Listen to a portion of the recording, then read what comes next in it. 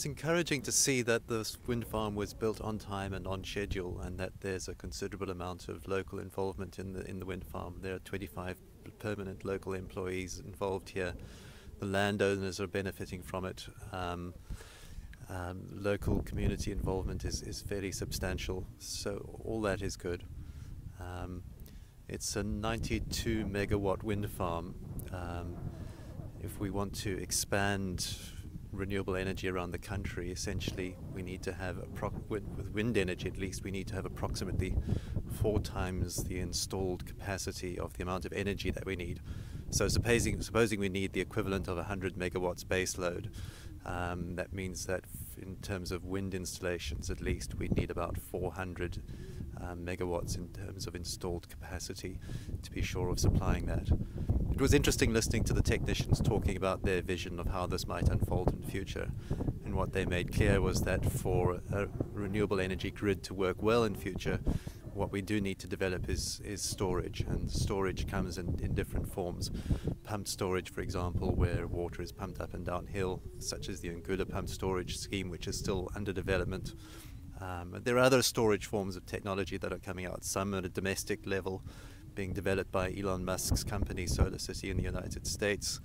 There are compressed air forms of storage. There's a multitude of different storage technologies coming out, and we'll need all those in order to make a renewable energy grid work on a wide scale in South Africa. I think we can all be impressed by the extent to which South Africa has rolled out a fairly substantial renewable energy program already in just 3 years.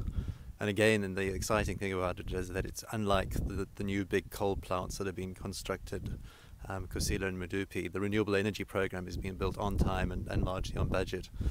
South Africa had next to no renewable energy industry 3 to 4 years ago. Now we have close to 4 gigawatts of installed capacity, which is an enormous and very high-speed expansion.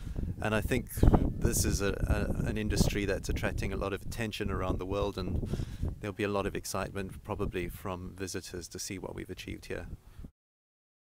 We did hear today that all the wind turbines constructed here essentially were brought wholesale from China, but that's going to start changing as the program develops further.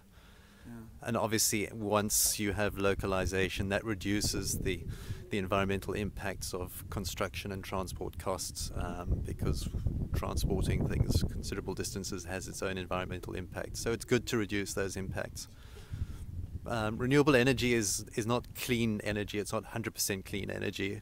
It's cleaner energy. It has its own environmental impacts. It has impacts associated with the mining of the materials that are required, the mining of iron ore, the mining of copper, the mining of the creation of cement, which in current technological terms is quite carbon intensive itself. So all these things have to be balanced in considering how best to construct the overall program.